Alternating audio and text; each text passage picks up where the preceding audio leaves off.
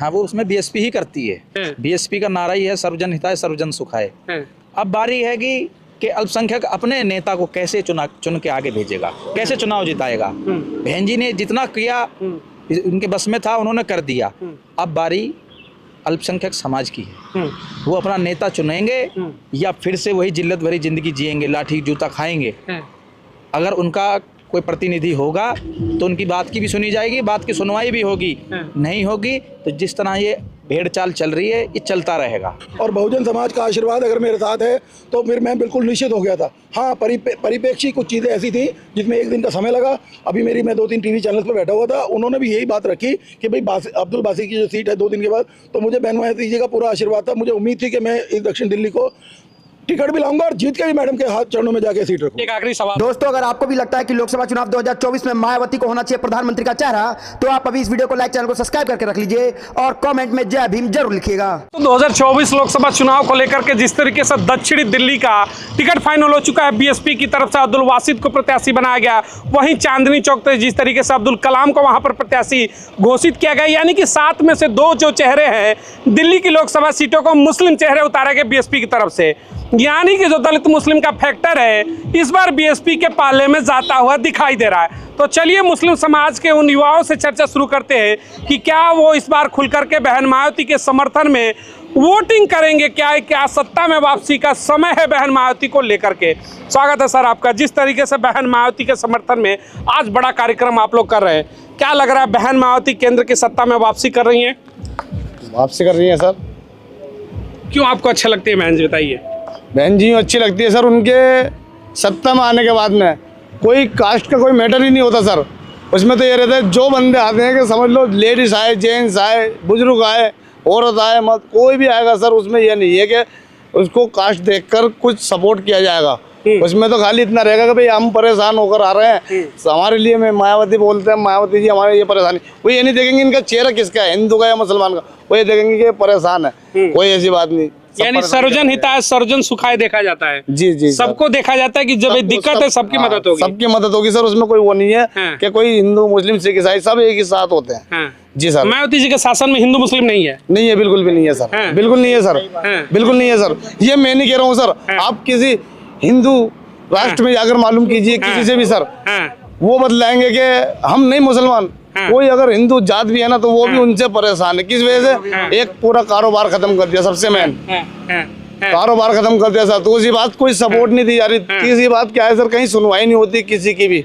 ये नहीं कि मैं मुसलमान हूँ, ये मैं कह रहा हूँ नहीं, किसी हिंदू के बच्चों को भी लाके खड़ा करोगे सर तो वो भी यही बोलेंगे कि परेशान है कोई, सबको ही एक लाइन। आपका नाम क्या है बताइए? जी मेरा नाम मोहम्मद रिजवान है। मोहम्मद रिजवान जी, एक बात बताइए, क्या इस बार मुस्लिम समाज बीएसपी के समर्थन में वोट कर रहा है क्या खुल करके? जी बिल्कुल खुल करके कर रहा है। दिल्ली में इस बार मुस्लिम समाज आ रहा है बहन मायावती के साथ? जी बिल्कुल आएगा। आ रहा नहीं आएगा सर, आएगा, आएगा 100% आएगा सर। ये मैं नहीं कह रहा हूं। प्रत्याशी आए हैं अब्दुल वासिद, क्या लग रहा है माहौल सही रहेगा? माहौल सही रहेगा सर। जी क्या कहेंगे इस बार मुस्लिम वोटरों का जो रुझान है इस बार कहीं ना कहीं बीएसपी की तरफ हो रहा है, क्या मूवमेंट शिफ्ट हो रहा है क्या?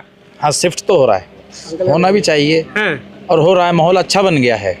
जो 2 कैंडिडेट अदर पार्टियों के हैं उसके बीच में एक अल्पसंख्यक समाज का कैंडिडेट है, उससे काफी माहौल चेंज हुआ है और बन रहा है, माहौल अच्छा है। यानी देश की 22% की आबादी जो मुस्लिम समाज की है उसमें भागीदारी कहीं ना कहीं जो देने का काम है बीएसपी बखूबी कर रही है। हाँ, वो उसमें बीएसपी ही करती है। बीएसपी का नारा ही है सर्वजन हिताय सर्वजन सुखाय।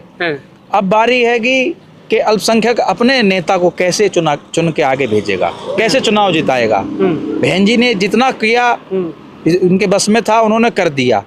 अब बारी अल्पसंख्यक समाज की है, वो अपना नेता चुनेंगे या फिर से वही जिल्लत भरी जिंदगी जिएंगे, लाठी जूता खाएंगे। अगर उनका कोई प्रतिनिधि होगा तो उनकी बात की भी सुनी जाएगी, बात की सुनवाई भी होगी। नहीं होगी तो जिस तरह ये भेड़ चाल चल रही है ये चलता रहेगा। मकान तोड़ दी जाएंगे। अभी यहीं से लगता हुआ है अब्दुल वासिद जी की लोकसभा में ही लगता है संगम विहार विधानसभा। संगम विहार विधानसभा में मकान तोड़ दिए, कोई जनप्रतिनिधि नहीं पहुंचा। मौजूदा निगम पार्षद, मौजूदा विधायक, मौजूदा सांसद एक नहीं रहा। वहाँ पे खड़ा नहीं हुआ कि भाई ये मकान मत तोड़ो, गरीबों के हैं, कोई बोलने वाला नहीं था। क्या उसमें सिर्फ मुसलमानों के मकान टूटे हैं? उसमें हिंदुओं के भी मकान टूटे हैं। कौन उनका रहनुमा बन के गया है? कोई नहीं गया वहाँ। कह रहे भाई रहनुमा कौन है? यानी आपको उम्मीद है कि शायद बहन जी जैसा चेहरा अगर केंद्र में प्रधानमंत्री बने तो शायद अल्पसंख्यक समाज, दलित समाज जो है, जो अभी वर्तमान की स्थिति में अत्याचार है, वो बंद हो जाएंगे। जी बिल्कुल बंद हो जाएंगे, बिल्कुल बंद हो जाएंगे सर। जब ये सत्ता में आ जाएंगी तो बिल्कुल बंद हो जाएंगे। उसमें ये किसी को कहना सुनने की जरूरत नहीं पड़ेगी कि हमें उनकी दरखास्त लगानी पड़ेगी, कि आगे सपोर्ट करनी पड़ेगी, कि आगे से हमें अपील करवानी पड़ेगी। ऐसा कुछ नहीं है सर। यहाँ पर तो खाली पता चलनी चाहिए मायावती जी बहन जी को क्या वहाँ पर अत्याचार हो रहा है। वो ये नहीं देखेंगे कौन किस कास्ट का है, वो फौरन तुरंत पहुँच जाएंगे। अब पहुँच जाती है किस बिना पे कि कोई अगर मेरी सपोर्ट में है तो मैं उनसे पहले उनके पास खड़ा रहूँ। चलिए देखिए, प्रत्याशी भी है इस समय बीच में। सर स्वागत हो, पहले सबसे आपको बहुत बहुत बधाई हो।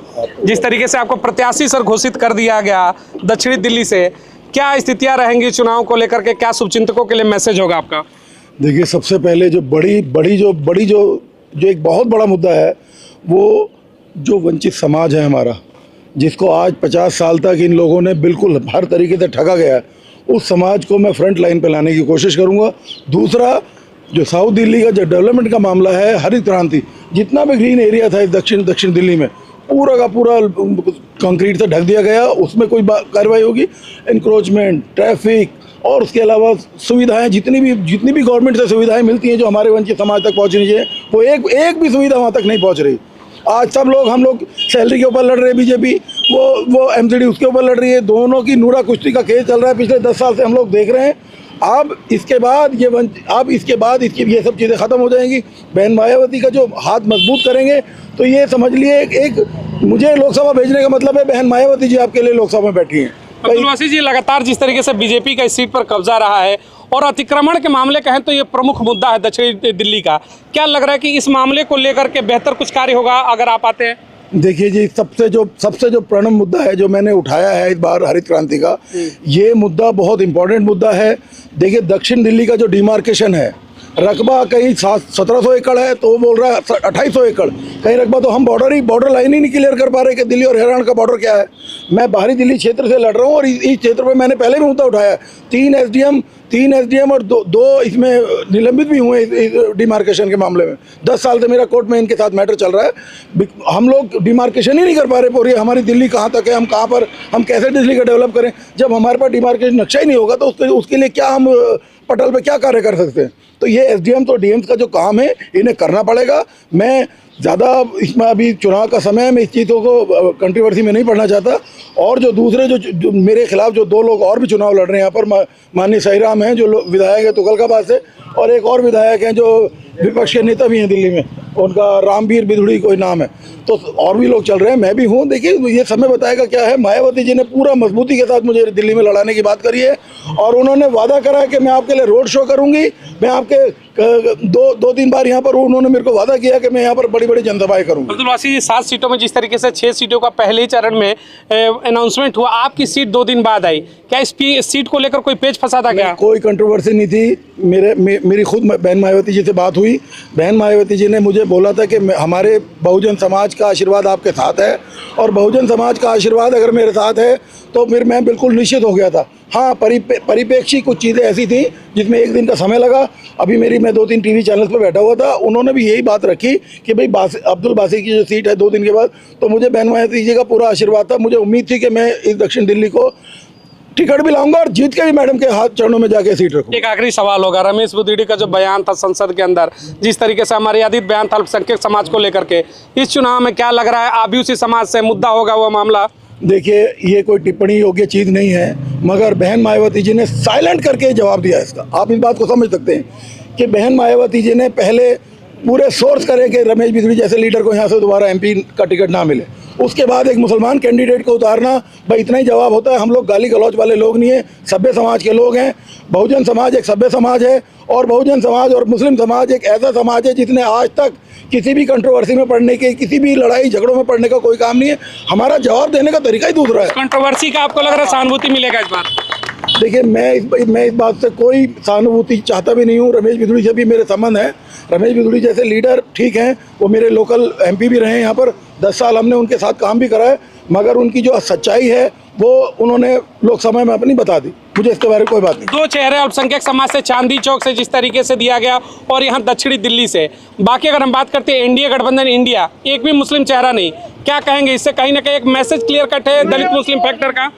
देखिए भाई साहब, ये जिस सीट पे आप खड़े हैं, मेरा कोई मुस्लिम और साहूकार, मैं एक बहुत बड़ी राजनीतिक पार्टी से चुनाव लड़ रहा हूँ। ये कोई मुद्दा ही नहीं बनाना है मैं मुस्लिम्स का। मुस्लिम्स को खुद लगे कि हाँ ये आदमी ठीक है, कि ये पढ़ा लिखा आदमी है, इंजीनियर है, बहुत वर्किंग करके आया है, स्ट्रगल करके आया है। मुस्लिम समाज को अगर लगे कि हाँ ये आदमी ठीक है, तो मैं उनसे रिक्वेस्ट करूँगा कि वोट बहन मायावती जी को ही दें। चलिए सर, धन्यवाद।